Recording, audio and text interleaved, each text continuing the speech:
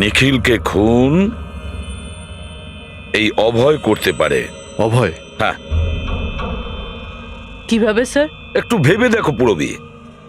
অরুণ, যার জুতোর সাইজ 13 নম্বর, এই জন্য অরুণ ধীরাজের জুতো পরতে পারবে না। তার কারণ ধীরাজের জুতোর সাইজ 11। অরুণের পা ধীরাজের পায়ের থেকে বড়। কিন্তু অভয়, যার জুতোর সাইজ 8 নম্বর, মানে যার পা ছোট, সে ধীরাজের জুতো পরতে পারে। অভয় ধীরাজের জুতো নিজের পায়ে পরে নিখিলকে খুন করতে পারে। এবার বাকি থাকলো ওই পায়ের ছাপ।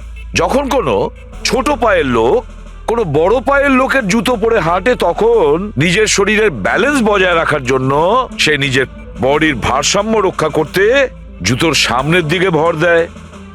আর এই জন্য ছাপটাও সেরকম হয়। বুঝেছো? তোমার জুতোটা একবার পুরবীকে দাও, হেঁটে দেখাও।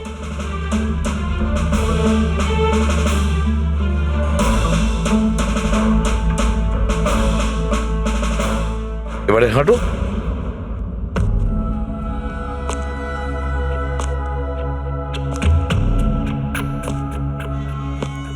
হ্যাঁ স্যার, ব্যালেন্স করার জন্য আমাকে প্রেসারটা সামনে দিতে হচ্ছে। হ্যাঁ, সেই জন্যই আমরা ওখানে যে জুতোর চিহ্ন পেয়েছিলাম সেটা সামনের দিকটায় বসেছিল। মানে 3টে খুনির মধ্যে একটা খুনি হলো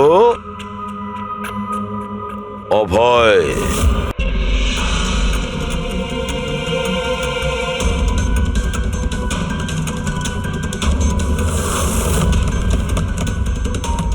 নিখিল sir, Nikhil, open the door sir. কি হয়েছে ভাই? কি হয়েছে? দরজা খুলছেন না তো? নিখিল দরজা খোল। Nikhil sir please open the door. আরে নিখিল! স্যারের আবার কিছু হয়ে যায়নি তো? আমি ফোন করে দেখছি। হ্যাঁ, তাড়াতাড়ি করো। নিখিল স্যার আপনি কি আমাদের কথা শুনতে পাচ্ছেন? তো ফোনও তুলছেন না। আরে এটা কি করে হতে পারে? নিখিল স্যার আপনি ভেতরে আছেন এখন কি? হয়তো কাল রাতের হ্যাংওভার কাটেনি। তুই চুপ করবি? হ্যাঁ, হাউসকিপিং, তোমার কাছে এক্সট্রা চাবি আছে না? হ্যাঁ, দাও আমাকে। স্যার চাবি তো নেই, হারিয়ে গেছে। আরে হারিয়ে গেছে স্যার, মানে এটা কি? দরজা এরকম করে খুলুন, হারিয়ে যাবে স্যার। নাকি? ওয়েট, আমি এসে গেছি। ওয়েট, এটা কি করে হলো? তুমি কি কার্ড হারিয়ে ফেলেছো? দেখুন আপনারা এইসব পরে ডিসকাস করবেন, এখন প্লিজ দরজাটা খুলুন। আমার কাছে গেস্ট রুমের ডুপ্লিকেট কি কার্ড আছে। নিখিল, নিখিল স্যার।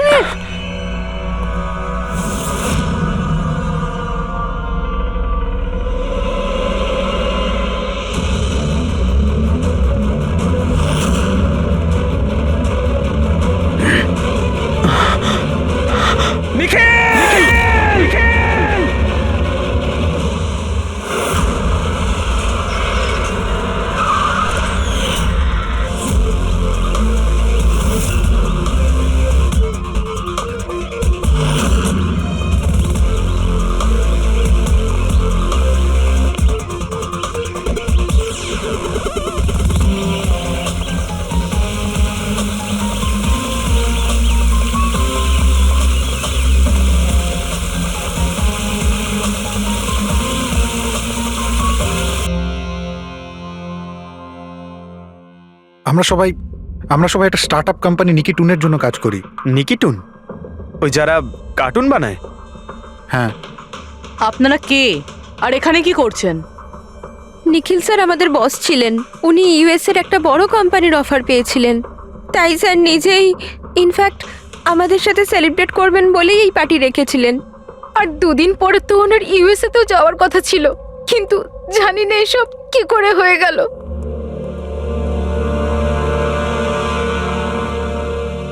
প্লিজ নিজেকে একটু সামলান।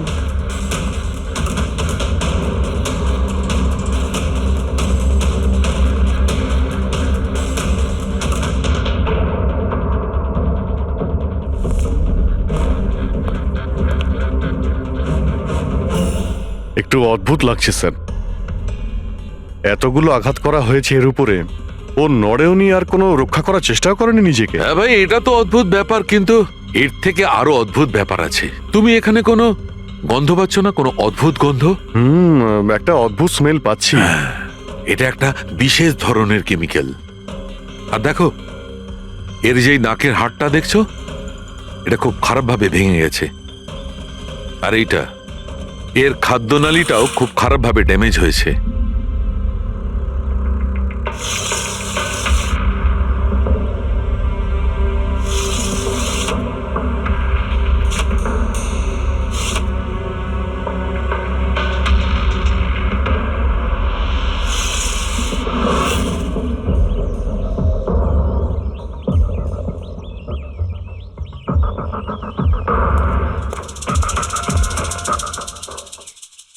খুন পুরো প্ল্যান করেই করা হয়েছে।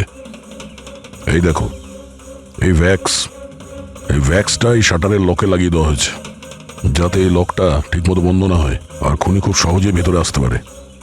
স্যার, তার মানে খুনি এখান থেকে এসেছে?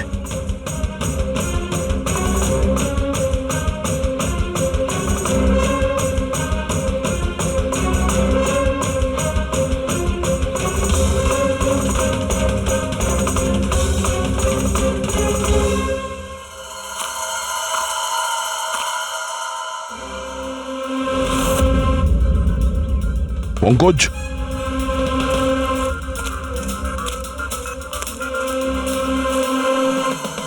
জুতোর ছাপ।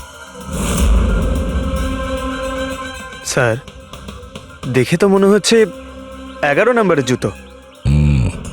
তুমি একটা কাজ করো, প্লাস্টার প্যারিস নিয়ে এসো আর জুতোর ছাপের একটা কাস্ট বানাও।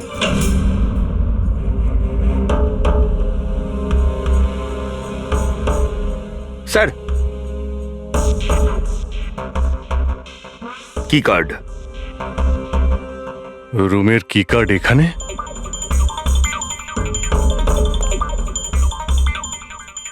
আর তো আগে থেকে এখানে আছে।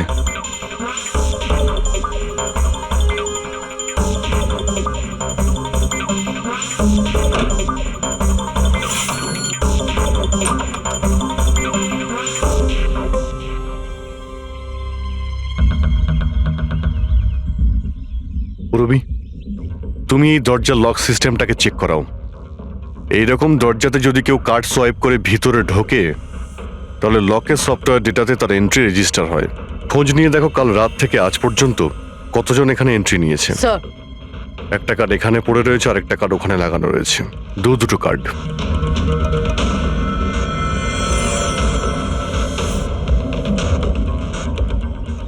এত বড় অবহেলা!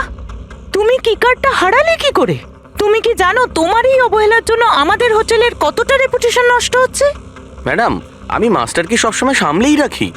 আর কালকে যখন আমি সব রুম পরিষ্কার করছিলাম, ওটা আমার সঙ্গেই ছিল। কিন্তু কালকে যখন কীর্তি ম্যাডামের রুম আমি ক্লিন করতে যাই, তারপর থেকে ওটা খুঁজেই পাচ্ছি না। জানি না কোথায় পড়ে গেছে। সেটা এই কার্ডটা নয় তো আবার? না না স্যার, এটা ওই মাস্টার কার্ড নয়। অদ্ভুত ব্যাপার, আপনি এক ঝলকেই বুঝতে পারলেন যে এই কার্ডটা সেই কার্ড নয়। স্যার, আমাদের যে মাস্টার কার্ডটা ওটা হোয়াইট কালারের হয় আর তার উপরে মাস্টার কার্ড লেখা থাকে। স্যার, এটা একটা নর্মাল কি কার্ড যেটা শুধুমাত্র আমরা গেস্টদের জন্য অ্যালট করি। I see. আচ্ছা, এই নিখিলের রুমে কি আরো কেউ ছিল নাকি? না না স্যার, উনি একলাই ছিলেন। তাহলে ওর রুমে দুটো কি কার্ড কি করে এলো? দুটো কি কার্ডস? স্যার, 1 মিনিট, আমি এক্ষুনি জেনে বলছি। একটু চেক করে দেখো তো মিস্টার নিখিলের নামে আর কোনো কার্ড ইস্যু হয়েছে কিনা। হ্যাঁ ম্যাম, ডুপ্লিকেট কার্ড। ও ইয়েস, স্যার মনে পড়েছে আমার। কালই মিস্টার নিখিল একটা ডুপ্লিকেট কি কার্ড বানিয়েছিলেন। উনি বলেছিলেন যে ওনার যে অরিজিনাল কি কার্ডটা সেটা নাকি হারিয়ে ফেলেছিলেন।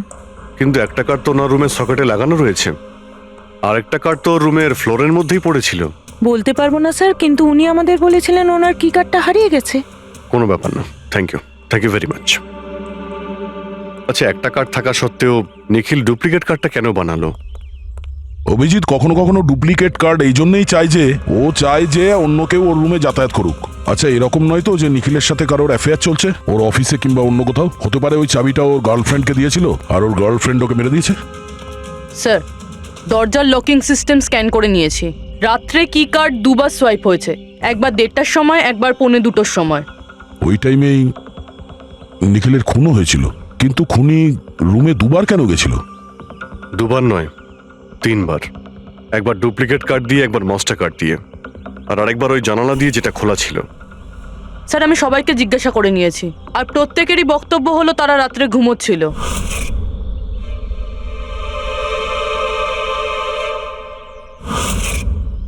সবাই ঘুমিয়েছিল? তাহলে ওই তিনজনকে যারা নিখিলের ঘরে ঢুকেছিল, আর তাদের মধ্যে খুনি কে? এর বুকের ওপর যে আঘাতের চিহ্ন আছে, এর থেকে এটা পরিষ্কার বোঝা যাচ্ছে যে একে কোনো ধারালো ছুরি দিয়ে আঘাত করা হয়েছে। তাহলে আমাদের প্রথম মার্ডার ওয়েপেন হলো একটা খুব ধারালো ছুরি। তখন বলেছিলাম না যে এর নাকের হাড়টা ভেঙে গেছে আর এর এই খাদ্যনালীটাও ড্যামেজ হয়েছে। হ্যাঁ, এই সব কিছু থেকে বোঝা যাচ্ছে যে যে এমন কোনো জিনিস দিয়ে ওর মুখ চেপে ধরা হয়েছিল যাতে ওর দম বন্ধ হয়ে যায়। এক্স্যাক্টলি। আর এই কাজটা করেছে কেউ এই বালিশটা দিয়ে, কারণ এই বালিশটা রোয়া আমি এর নাকের ওপর, এর গলায় আর মুখের ওপর পেয়েছি। তাহলে আমাদের মার্ডার ওয়েপন নাম্বার 2 হলো এই বালিশ। অভিজিৎ, মনে আছে ঘরের মধ্যে যখন ঢুকেছিলাম তখন আমি তোমাকে বলেছিলাম কোনো অদ্ভুত গন্ধ পাওয়া যাচ্ছে? হ্যাঁ, আপনি বলেছিলেন যে ওই কেমিক্যালের মতো একটা গন্ধ আসছিল। এক্স্যাক্টলি অভিজিৎ, ওই কেমিক্যাল হচ্ছে ডায়াবেটিসের ওষুধ, যেটা ডায়াবেটিসের পেশেন্টরা প্রায় ইনজেকশনের মাধ্যমে নিয়ে থাকে। এই দেখো, এই যে এখানে। আমার মনে হয় না যে ও ডায়াবেটিস ছিল। এই যে ইনজেকশনটা কোনো আনাড়ি লোক দিয়েছে। ও একে ডায়াবেটিসের ওষুধটা শুধু মেরে ফেলবার জন্যই দিয়েছে। স্যার, ওই কেমিক্যালটা নয় তো যেটা ডায়াবেটিসের রোগীদের জন্য তো ওষুধের কাজ করে, কিন্তু যদি কোনো নর্মাল মানুষ নিয়ে নেয় বা ওভারডোজ হয়ে যায় তাহলে মারাও যেতে পারে। এক্স্যাক্টলি। এই তিনটে পদ্ধতির মধ্যে যে কোনো একটা পদ্ধতি দিয়ে একে মারা যেত। তাহলে খুনি তিনটে পদ্ধতি প্রয়োগ করলো কেন একে মারার জন্য? কারণ খুনিও একজন নয়, 3 জন। কি? ঠিক আছে, মেনে নিচ্ছি যে একে 3 রকম পদ্ধতিতে মারা হয়েছে, কিন্তু জানতে কি করে পারবো যে কোন পদ্ধতির দ্বারা এই লোকটা মারা গেছে? এইটাই সবচেয়ে বড় দাঁদা বস। এইটা সলভ করা এখনো বাকি আছে। আচ্ছা, এই পার্টিটা কি নিখিল নিজেই দিয়েছিল? হ্যাঁ স্যার, অ্যাকচুয়ালি ও ইউএসএ থেকে একটা ভালো জব অফার পেয়েছিল, তাই ওটা সেলিব্রেট করার জন্য আমাদের সবাইকে নিয়ে একটা গেট টুগেদার রেখেছিল।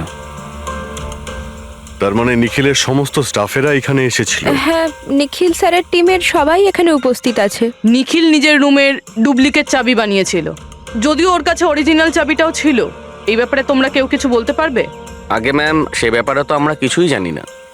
আচ্ছা, ওর কারোর সঙ্গে কোনো অ্যাফেয়ার চলছিল নাকি? অ্যাফেয়ার?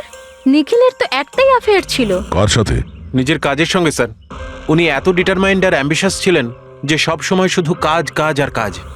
আচ্ছা, যখন নিখিল মারা যায় তখন আপনারা কখন জানতে পারলেন? মানে কিভাবে জানলেন? অ্যাকচুয়ালি স্যার, কালকে পার্টির পরে খুব ঝামেলা হয়ে গেছিল, তাই সকালে আমরা ভাবলাম যে একবার গিয়ে ওর সাথে সবকিছু শর্ট আউট করে নিই। তো যখন ওর রুমে গেলাম, আমরা অনেকক্ষণ ধরে দরজা ধাক্কা দিয়েছিলাম। আর স্যার, যখন অনেকক্ষণ ধরে দরজা ধাক্কানোর পরেও দরজাটা খুললো না, তখন আমরা হাউসকিপিংকে জিজ্ঞাসা করলাম, কিন্তু ওদের কাছেও মাস্টার কি ছিল না। স্যার, আমি ফোনেও ট্রাই করেছিলাম, কিন্তু উনি ফোন তুলছিলেন না। আচ্ছা, তারপরে যখন ফাইনালি ম্যানেজার এসে মাস্টার কি দিয়ে দরজাটা খুললো, আমরা ভেতরে গিয়ে দেখলাম যে নিখিলের লাশ পড়ে আছে। কাল রাতে পার্টি হয়েছিল, খুব হইচই হয় আর খুনও হয়। গল্পটা অনেক লম্বা মনে হচ্ছে, আমাদের একটু ভালো করে শুনতে হবে।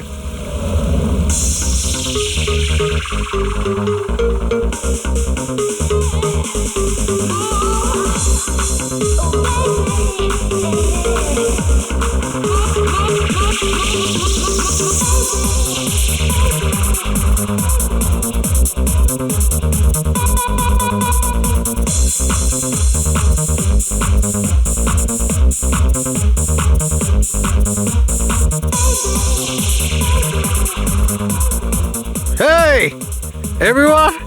everyone, I want to raise a toast here. Yay! A toast for the boss. কিন্তু কংগ্রাচুলেশনস ভাই, ভাই এত বড় চাকরি পেয়ে গেছিস ভাই। থ্যাঙ্কস। আরে শুধু থ্যাঙ্কস? আরে তো বল না, কি চাই তোর? আমার আমার আমি আমার অধিকার চাই, যেটা তুই কেড়ে নিয়েছিস, ইনফ্যাক্ট আমাদের সবার। বল দিবি? হ্যাঁ, এই যে তুই ইউএসএর চাকরি নিয়ে তো লাফাচ্ছিস না, এই অপরচুনিটিটা তুই আমাদের সবাইকে ঠকিয়ে পেয়েছিস। এবার তুই লিমিট ক্রস করে যাচ্ছিস। আচ্ছা, লিমিটও নয়, নিখিল তুই লিমিট ক্রস করেছিস বুঝলি? কি বাজে কথা বলছিস তোরা? বাজে কথা নয়, ও একদম ঠিক বলেছে। তোর ডিলের পেপার ইউএসএ কোম্পানির সঙ্গে আমি দেখেছি। ইউএস এর কোম্পানি নিকিটুনস মানে আমাদের কোম্পানিকে ফান্ড অফার করেছিল, কিন্তু তুই আমাদের সবার পরিশ্রম ব্যবহার করে একাই ক্রেডিট নিতে চাইছিস। মনোজকে মনে আছে? মনোজ গাইজ, কলেজে এর একটা বন্ধু ছিল যার নাম ছিল Manoj. The guy was really intelligent, very intelligent. সে বেচারা নিজে কষ্ট করে কিছু সফটওয়্যার বানিয়েছিল, কিন্তু আমাদের এই মহান বন্ধু ওর বানানো এই সমস্ত সফটওয়্যারগুলো একটা সফটওয়্যার কোম্পানিতে বিক্রি করে দেয়। কিন্তু ও ছিল সহজ সরল ছেলে, সে এটাকে কিছুতেই মেনে নিতে পারেনি আর তাই সুইসাইড করে ফেলে। কিছু মনে পড়লো নিখিল? ও তাহলে এত হিংসা করিস তোরা আমাকে? তাই যদি হয় তাহলে আমার সঙ্গে বিজনেসে এসেছিলি কেন? আছে কোনো উত্তর নেই? আমি বলছি তোকে, কারণ তুই একটা বড় লুজার। আর তুই শুধু একা নয়, তোরা সবাই এক একজন লুজার। পার্টি শেষ, যা এবার বাড়ি যা, গেট লস্ট। আরে আরে তোর পার্টিতে থাকতে গেছে এই তোর আরে ফালতু কথা বলে চলে গেল। চল এখান থেকে। এই আরে পার্টি ভাই, নিজেকে একটু সামলা, কি করছিস কি? আপনারা সবাই ছিলেন কিভাবে আলাদা আলাদা রুমে? স্যার, সিনিয়র ম্যানেজমেন্টের 4 জন আলাদা আলাদা ঘরে ছিল। মানে আমি, জোসেফ, অরুণ আর ওদিকে নিখিল। বাকিরা 2 জন করে রুম শেয়ার করেছিল। স্যার, একটাতে জয়া আর প্রীতি, একটাতে সারদা আর কীর্তি, আর একটাতে অভয় আর ও। আপনারা আপনাদের রুমে যাওয়ার পরে আর বাইরে বের হননি? কিন্তু পার্টি তো অনেক তাড়াতাড়ি শেষ হয়ে গেছিল না? আর আপনারা ভালো ছেলের মতো সবাই নিজের রুমে গিয়ে শুয়ে পড়েছিলেন, না? স্যার, আসলে আমি আর সারদা সারা রাত গল্প করেছিলাম, কারণ পার্টিতে যা কিছু হয়েছিল সেগুলো আমরা ভুলতে পারছিলাম না। হ্যাঁ স্যার, আমরা তো রুমেই ছিলাম আর প্রায় আমরা ভোর 5টা পর্যন্ত গল্প করেছি। স্যার আমার তো কিছু করার ক্ষমতাই ছিল না। আমি তো পার্টি থেকে রুমে ফিরলাম আর শুয়ে পড়লাম, আর তারপর সকালেই আমার চোখ খুলেছিল। ঠিক স্যার, এর অবস্থা তো একটু বেশি খারাপ ছিল। ইনফ্যাক্ট এতটাই খারাপ যে রাতে বারবার উঠে আমাকে চেক করতে হচ্ছিল। স্যার, আমি তো তাড়াতাড়ি ঘুমিয়ে পড়েছিলাম, কিন্তু হ্যাঁ, রিদ্ধি রাতে অনলাইন ছিল। হ্যাঁ স্যার, আমি আমার বয়ফ্রেন্ডের সাথে ভিডিও কলে কথা বলছিলাম। ও লন্ডনে থাকে, তাই আমাদের টাইম জোন আলাদা। আমরা প্রায় ভোর 4টে পর্যন্ত কথা বলি। আপনি চাইলে আমার কল লগ চেক করতে পারেন। আর জোসেফ জোসেফ কোথায়? জোসেফ? জোসেফ? ও তো আমার মনে হয় স্যার রাতের পার্টির পর থেকেই উধাও। কি বলতে চাইছো উধাও মানে? স্যার, রাতে পার্টিতে ও আমাদের সঙ্গেই ছিল। তারপর আমরা আমাদের রুমে চলে যাই, কিন্তু জানি না স্যার ও যেন কোথায় চলে গেছে। আর স্যার, যখন সকালে এইসব হচ্ছিল আমি ওকে ফোনও করেছিলাম, কিন্তু স্যার ওর ফোনটা ঢুকলো না। পরে যখন আমি রিসেপশনে গিয়ে এনকোয়ারি করি তখন জানতে পারি ও রাত্রেই হোটেল থেকে বেরিয়ে গেছে। একটা লোকের খুন হয় আর আরেকটা লোক উধাও, আর এই কথাটা আপনারা এখন আমাদের বলছেন? আপনারা যেতে পারেন, যান।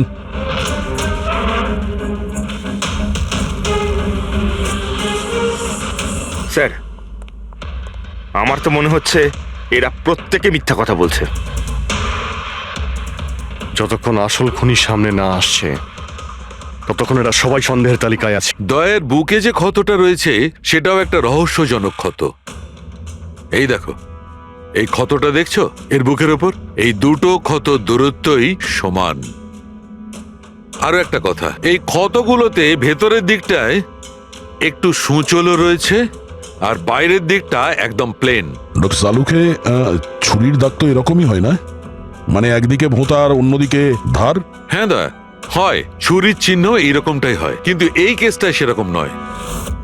আর এই কেসটাতে এই দুটো ক্ষতর মধ্যে যে একদম সমান দূরত্ব রয়েছে, সেরকম ছুরির ক্ষততে হতে পারে না।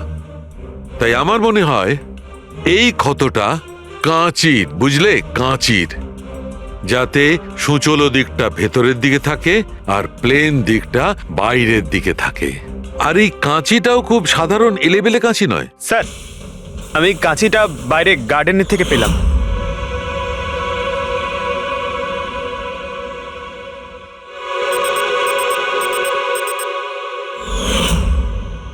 এই দেখো। আর স্যার, ওর ওপর ব্লাডের ট্রেসেসও আছে। আমি যেমন বলছিলাম সেই রকমই কাঁচি, আর এর উপরে ব্লাডের ট্রেসেসও পাওয়া গেছে। হতে পারে খুনি এই কাঁচি দিয়েই আঘাত করেছে। ইয়াস, আর একটা কথা, যে আঘাত করেছিল সে লেফট হ্যান্ডার ছিল।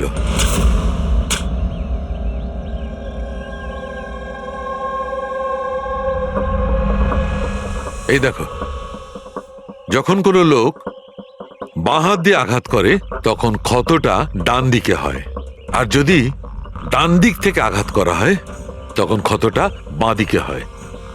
যেহেতু এর ক্ষতটা ডান দিকে হয়েছে, তার মানে আমি নিশ্চিতভাবে বলতে পারি যে আঘাতটা করেছে সে একজন লেফটি, বাঁহাতি।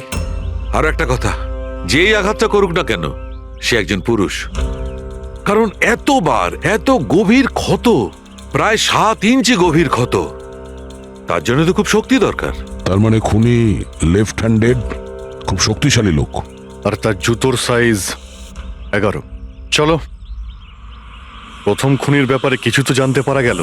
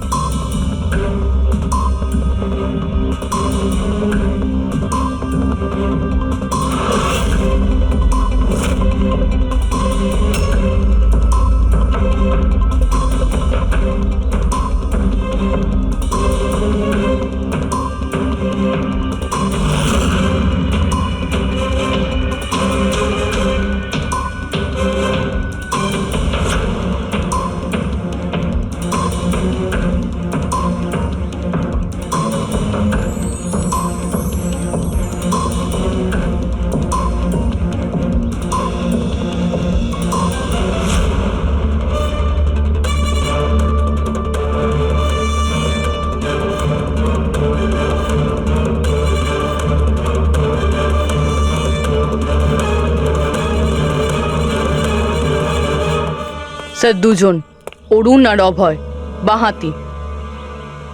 অরুণ সিঙ্গেল রুমে ছিল আর অভয় সমীরের সাথে রুম শেয়ার করেছিল।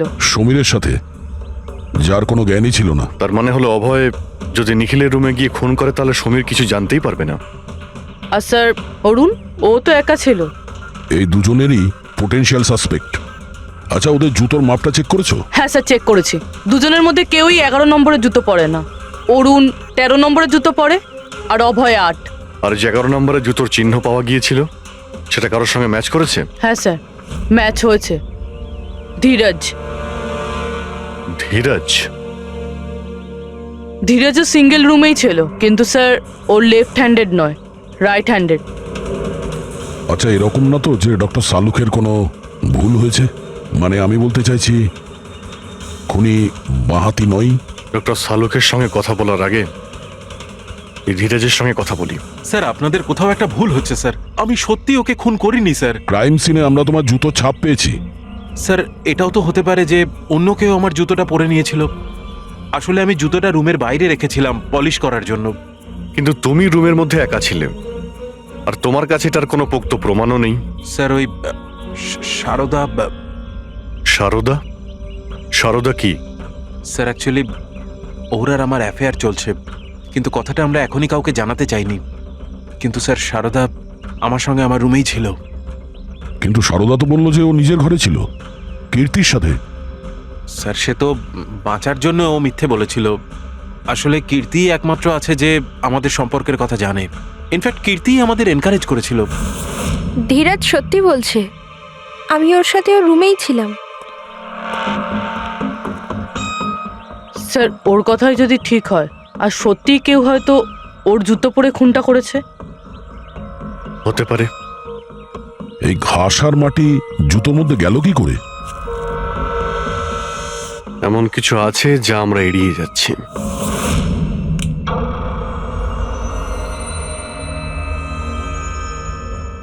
নিখিলকে খুন এই অভয় করতে পারে। অভয়? হ্যাঁ। কিভাবে স্যার? একটু ভেবে দেখো পুরবী।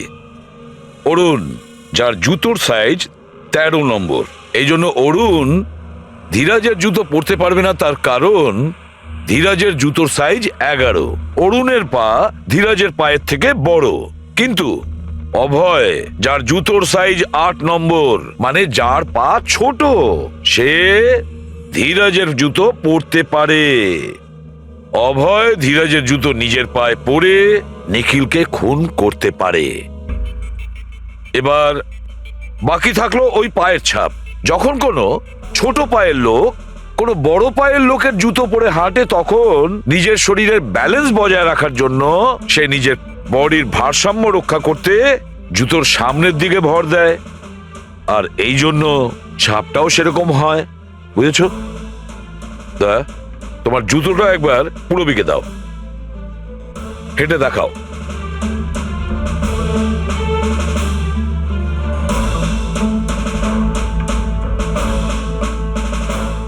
এবারে হাঁটো।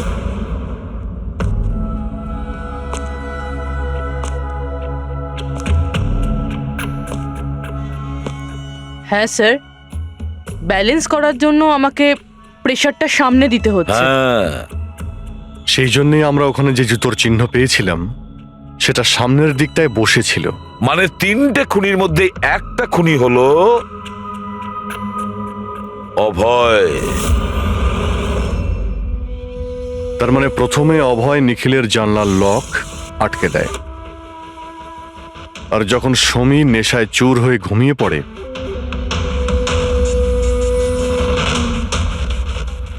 অভয় বাইরে যায়, ধীরাজের জুতো পরে,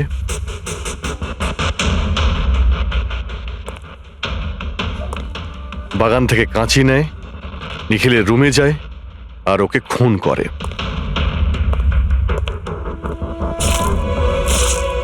এবার খোঁজ নিতে হবে বাকি 2জন খুনি কারা, আর এই 3জনের মধ্যে প্রথম কে খুন করেছে। বস, এত খুশি হবার কোনো দরকার নেই। এই কেসটা এখনো সলভ হয়নি। মনে আছে নিখিলের 2জন খুনি এখনো বাকি আছে। হ্যাঁ সালুকে আমি জানি যে আরো 2টো খুনি বাকি আছে, আর তাদেরও তাড়াতাড়ি পাওয়া যাবে। পেয়ে গেছি স্যার, পেয়ে গেছি। ওই জোসেফকে পেয়ে গেছি। এটা সত্যি স্যার, আমি রাত্রে রিসর্ট থেকে চলে গিয়েছিলাম, কারণ স্যার আমার ডায়াবেটিস আছে আর আমাকে সারাদিনে 3বার ডায়াবেটিসের ইঞ্জেকশন নিতে হয়। আর স্যার আমি যখন রাত্রে ডায়াবেটিসের ইঞ্জেকশন নিতে যাই তখন দেখি মেডিকেল কিটটা রুম থেকে উধাও। তাই স্যার বাধ্য হয়ে ইঞ্জেকশন নিতে আমায় বাড়ি ফিরে যেতে হয়। ভেবেছিলাম সকালেই ফিরে আসব। এর মানেটা কি? তোমার ডায়াবেটিসের কিট উধাও হয়ে গিয়েছিল? মানে স্যার আমি বলতে চাইছি আমরা 2 দিনের জন্য রিসর্টে এসেছিলাম, আর আমার প্রয়োজনীয় সমস্ত ওষুধ ওই মেডিকেল কিটের মধ্যেই আমি রেখেছিলাম। ইঞ্জেকশন, সিরিঞ্জ সবকিছু স্যার। সকালে আর দুপুরে ইঞ্জেকশন নিয়েও ছিলাম আমি, কিন্তু যখন রাতে ইঞ্জেকশন নিতে গেলাম তখন দেখলাম কিটটা নেই। কিটটা কখন কে কেন নিয়ে গেল আমি কিছু জানি না স্যার। আমরা ধরে নিচ্ছি তুমি সত্যি কথা বলছো, কিন্তু তোমার মোবাইল ফোন কেন অফ ছিল? স্যার আমার মোবাইলটা ডিসচার্জ হয়ে গিয়েছিল আর চার্জারটা রিসর্টে পড়েছিল। ঠিক আছে, এখনকার মতন যেতে পারো। প্রয়োজন হয়তো আমরা তোমাকে আবার ডাকবো, ঠিক আছে? Okay sir. বস, আমি বলেছিলাম না 3জনের মধ্যে কোনো একজন নিখিলকে ডায়াবেটিসের ওভারডোজ দিয়েছিল। কিন্তু স্যার এ পার্টি শেষ হতেই বাইরে চলে গিয়েছিল, আর সারা রাত্রি বাইরেই ছিল। আমার মনে হয় না যে ও খুন করেছে। এই খুনটা যেই করুক না কেন, কেউ তো একজন ডায়াবেটিসের মেডিসিন চুরি করেছে ওই রুম থেকে। খোঁজ নিয়ে দেখতে হবে কে গিয়েছিল জোসেফের ঘরে আর কে চুরি করেছে এই ওষুধগুলো। কীর্তি, সমীর আর প্রীতি এরা 3জনই পার্টি শুরুর আগে জোসেফের রুমে গিয়েছিল, আর এই সমীরটা খুব রেগেছিল, নিখিলের ব্যাপারে আজে বাজে কথাও বলছিল। এদের 3জনের মধ্যে কেউ হবে যারা ওই ডায়াবেটিসের কিট চুরি করেছিল। স্যার প্রীতি তো হতে পারে না, কারণ সারা রাত ও বয়ফ্রেন্ডের সঙ্গে কথা বলছিল, ভিডিও চ্যাট করছিল। আর স্যার সমীর সেই অবস্থায় ছিলই না যে ওইসব করতে পারবে। কিন্তু তাহলে কীর্তি? কীর্তি তো রুমে একা ছিল স্যার, কারণ সারদা ধীরাজের সঙ্গে ওর রুমেই ছিল।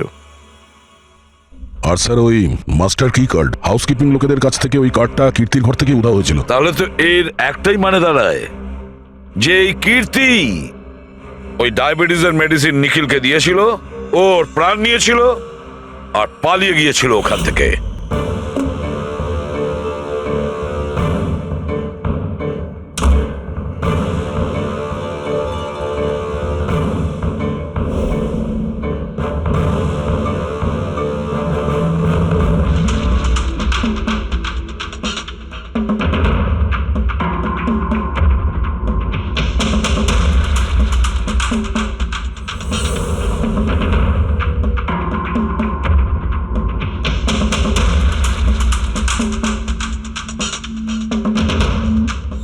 স্যার, দুজনকে তো পেয়ে গেলাম, এবার তৃতীয় খুনি নিশ্চয়ই সেই যার সাথে নিখিলের চক্কর, মানে বলতে চাইছি যে যাকে নিখিল ওই ডুপ্লিকেট কি কার্ডটা দিয়েছিল।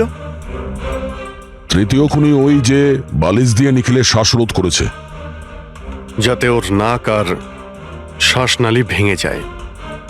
কিন্তু স্যার এ কে? আমি বলছি ওই তৃতীয় জন কে ছিল। তৃতীয় খুনি ওই যে বালিশ দিয়ে নিখিলের শ্বাসরোধ করেছে, যাতে ওর নাক আর শ্বাসনালী ভেঙে যায়। কিন্তু স্যার এ কে? আমি বলছি ওই তৃতীয় জন কে ছিল। খুনে যে বালিশটা ব্যবহার করা হয়েছিল সেটাকে আমি খুব ভালো করে চেক করেছি।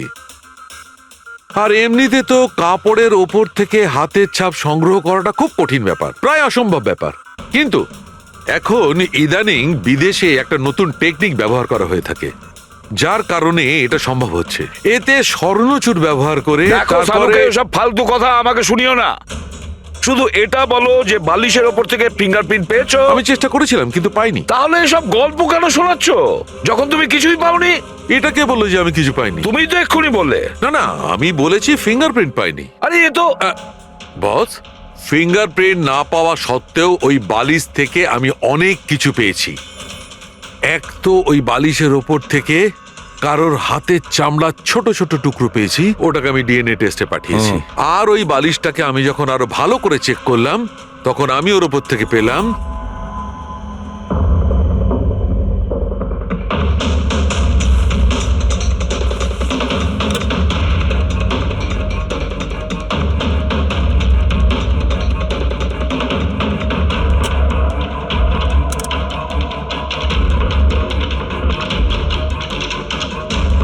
বস, হাতের সাইজ ছোট হওয়াটা, বাম হাতের আঙুলের মধ্যে আংটি আর বালিশের ওপর নখের আঁচড়, এই সব কিছুই প্রমাণ করছে যে এটা কোনো মহিলার কাজ।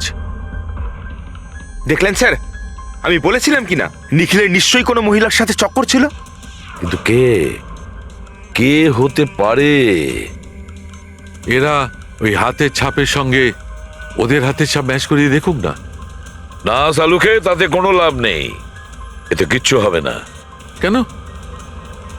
এবার দেখো, এই ধীরাজ সারদার সঙ্গে নিজের রুমে ছিল, জোসেফ ও তো রিসোর্টে ছিলই না, কীর্তি, এই কীর্তি ডায়াবেটিসের ওষুধ দিয়ে নিখিলকে মেরে ফেলে, অভয়, এই অভয় নিখিলকে কাঁচি দিয়ে মেরে ফেলে, কাঁচি দিয়ে।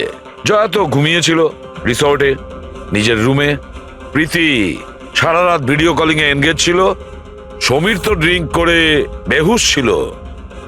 তাহলে এদের মধ্যে বাকি থাকলো অরুণ, যার কাছে কোনো প্রমাণ নেই। ও বলেছে ও একাই নাকি রুমে ছিল। অরুণ? কিন্তু বস, খুনি তো কোনো মহিলা। সেই জন্যই তো সালুকে এদের মধ্যে কারোর হ্যান্ডপ্রিন্ট ম্যাচ করবে না, এদের মধ্যে কারোর হ্যান্ডপ্রিন্ট ম্যাচ করবে না, কারণ খুনি এদের মধ্যে কেউই নয়, এদের মধ্যে কেউই না, অন্য কেউ। আর আমি জানি সে কে।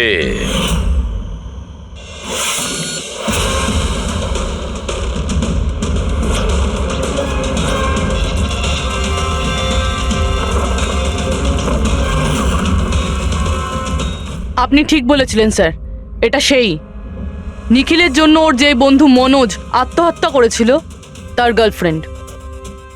মনোজের গার্লফ্রেন্ড? কিন্তু নিখিল সেই মেয়েটাকে কি কার্ড দিতে যাবে কেন? দেয়নি, ওই কি কার্ডও নিজেই বানিয়েছিল। নিখিলের রুমের কি কার্ড তো কখনো চুরিই হয়নি, আর না কখনো সে ছায়াকে বলেছিল যে তার রুমের ডুপ্লিকেট কি কার্ড বানিয়ে দিতে। ওই ডুপ্লিকেট কি কার্ড তো ছায়া বানিয়েছিল, সেটাও নিজে নিজে। তারপরে নিখিলের রুমে যায় আর নিখিলকে খুন করে দেয়। নিজের প্রেমিক মনোজের মৃত্যুর প্রতিশোধ নেয়, ও প্রতিশোধ নেয়। বলুন স্যার, আবার আমাদেরকে ডাকলেন কেন? আগে হ্যাঁ, আপনাদের আমরা এই কারণে ডেকেছি, কারণ খুনিকে আমরা জানতে পেরেছি। আপনারা জেনে গেছেন স্যার কে সে? আপনার জানার খুব তাড়া দেখছি। স্যার সে তো আমি এমনি জিজ্ঞেস আচ্ছা। করছি। মিস্টার অভয়, তোমার কি মনে হয় কে খুন করেছে?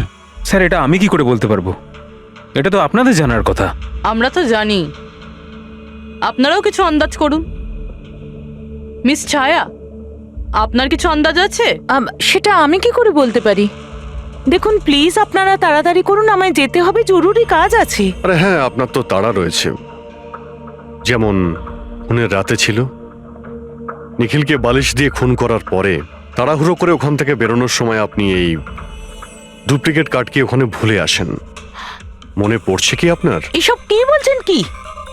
আমি কেন ওকে খুন করব? আমি তো ওকে চিনি না। অফকোর্স আপনি ওকে চেনেন। আপনারই বয়ফ্রেন্ড কয়েক বছর আগে এই নিখিলের জন্যই আত্মহত্যা করেছিল না? তারই প্রতিশোধ নিচ্ছেন তো আপনি? তার মানে আপনারা বলছেন মনোজ ওর বয়ফ্রেন্ড ছিল? গাইজ কলেজে এর একটা বন্ধু ছিল যার নাম ছিল Manoj. The guy was really intelligent, very intelligent. সে বেচারা নিজে কষ্ট করে কিছু সফটওয়্যারস বানিয়েছিল, কিন্তু আমাদের এই মহান বন্ধু ওর বানানো এই সমস্ত সফটওয়্যারগুলো একটা সফটওয়্যার কোম্পানিতে বিক্রি করে দেয়। সে এটাকে কিছুতেই মেনে নিতে পারেনি, আর তাই সুইসাইড করে ফেলে। তার মানে নিখিলকে খুন ও করেছে? তিনজন নিখিলকে মেরেছে, তিনজন, আর তারা তোমাদের মধ্যেই আছে। এটা কি বলছেন স্যার আপনি? এটাই যেটা আপনি শুনলেন। জিজ্ঞাসা করুন মিস্টার অভয় মৃস্কৃতিকে। কি অভয়, আমরা তো প্রমাণ পেয়ে গেছি। এখন তোমরা নিজেদের দোষ নিজেরা স্বীকার করবে, নাকি পুরো ঘটনাটা আমাদের থেকেই শুনবে? বলছি স্যার, এই নিখিল আমাদের সবাইকে ঠকিয়েছিল স্যার, আর সেই কথাটা আমি কিছুতেই ভুলতে পারছিলাম না স্যার। আর শুধু সেই রাগের কারণে আমি ওকে খুন করে ফেলেছিলাম স্যার। ও যে ইউএস এর অপরচুনিটি পেয়েছিল, তাতে আমাদের সবার পরিশ্রম ছিল, আর ও আমাদের সবাইকে বাদ দিয়ে একাই ক্রেডিট নিতে চাইছিল। আমি এটা সহ্য করতে পারিনি, আর আমি জোসেফের ডায়াবেটিসের ইনজেকশন দিয়ে ওকে মেরে ফেলি। যাক, ভালো হয়েছে তোমরা সবাই নিজেদের অপরাধ স্বীকার করেছো। এদেরকে অ্যারেস্ট করো। কিন্তু স্যার আপনারা এইভাবে আমাদের অ্যারেস্ট করতে পারেন না। তোমার মাথা ঠিক আছে তো? তোমাদের সবার বিরুদ্ধে প্রমাণ আছে আমাদের কাছে। প্রমাণ? আপনাদের কাছে এই প্রমাণ আছে যে আমরা ওকে মারার চেষ্টা করেছিলাম। এবার তিনটে আলাদা আলাদা লোক আলাদা আলাদা ভাবে মারার চেষ্টা করেছে, তাহলে তিনজন তো খুনি হতে পারে না। খুনি সেই যে প্রথমে মারার চেষ্টা করেছিল, আর বাকি দুজন ওরা লাশকে মারার চেষ্টা করেছিল। এবার যতক্ষণ না আপনারা এটা প্রুফ করছেন যে প্রথমে মারার চেষ্টা কে করেছে, আপনারা আমাদের গ্রেফতার করতেই পারেন না। আর যদি গ্রেফতার করেও নেন, তাহলে আমাদের বিরুদ্ধে কোনো কেস হবে না, কারণ মৃত ব্যক্তিকে কেউ 3 বার মারতেই পারে না। কীর্তি, ছায়া, অভয়, তোমাদের তিনজনের মধ্যে আসল খুনি কে সেটা আমরা খুব তাড়াতাড়ি বলবো। কিন্তু একটা কথা খুব ভালো করে মনে রেখো, আজ পর্যন্ত কোনো অপরাধী আমাদের হাত থেকে নিস্তার পায়নি। খুব ভালো করে মনে রাখবে।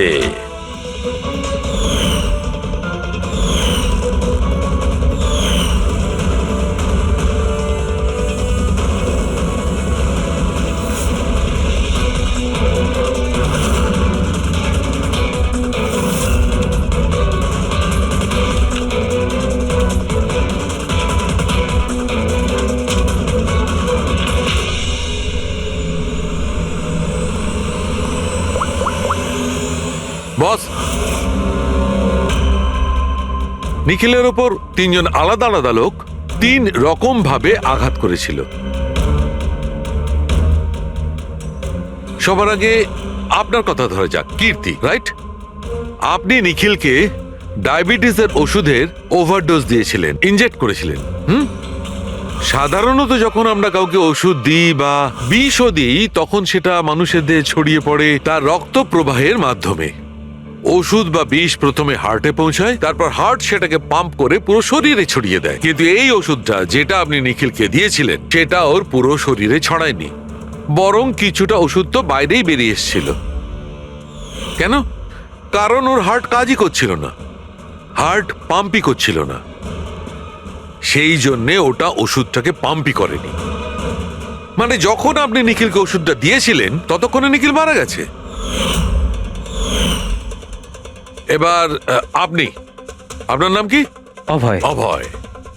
অভয় একটা বড় কাঁচি দিয়ে খুব জোরে ওর বুকে আঘাত করেছিল, রাইট? এরকম অবস্থায় কোন লোক কোন ধারালো অস্ত্র দিয়ে যদি কারোর বুকের উপর আঘাত করে তাহলে কি হবে? তখন রক্তের ফোয়ারা ছুটবে। কিন্তু নিখিলের কেসে এমনটা হয়নি। কয়েক ফোঁটা রক্ত বেরিয়েছিল আর সেটাও গড়িয়ে গড়িয়ে ওর শরীরের বাইরে আসছিল। কেন? এগেইন ওর হার্ট রক্তকে পাম্পই করছিল না। এই জন্য করছিল না যে হার্ট তখন কাজই করছিল না। মানে এটা পরিষ্কার, আপনি যখন ওকে কাঁচি দিয়ে আঘাত করেছিলেন ততক্ষণে নিখিল মারা গেছিল। তার মানে এটাই, নিখিলকে সবার আগে যে মারতে এসেছিল অভয় তুমি ছিলে না।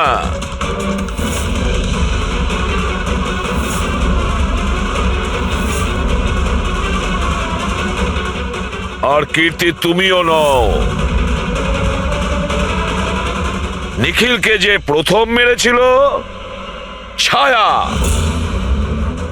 নিখিলের প্রাণ নিয়েছে এই ছায়া। বালিশ দিয়ে ওর মুখ চাপা দিয়ে ওর শ্বাস রোধ করে।